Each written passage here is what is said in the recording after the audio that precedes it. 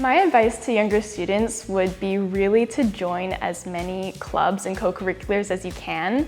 I realized once I got older that there's so many opportunities you're given, and while you have the chance while you're young, definitely get into as many things as you can, because when you've gone up through the grades, having that long-term membership of these clubs and co-curriculars is really fulfilling, and then you get that student leadership part as well. Be authentic, but also put in the work, because I think a lot of people don't realize that your work will pay off. Get involved, try new things, and really push yourself academically. Organize your time well and make sure you complete all your homework and tasks on time. And always reach out to teachers if you need help. They're super friendly and helpful. Try everything, be open-minded. Rely on the community of GNS and to really talk with your teachers. Be very communicative about where you're at, and people will tend to meet you there. I want to quote something from Ms. Hughes. She said that it doesn't matter what you like, but just always find something you're interested in and fully dedicate yourself into that. Because when you find something you really want to study, and then with that passion, you can do whatever you want in that area.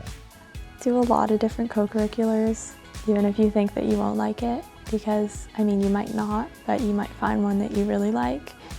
When you're here, there's only so many years and it'll go by super quickly. I can remember walking into grade 9 like it was yesterday, and I will tell you now, I wish I did so much more. So I would say try everything, do everything, try to say yes at every opportunity, and if you're struggling, reach out, because GNS has more support than you know. Work really hard, but also spend time with your friends outside of school.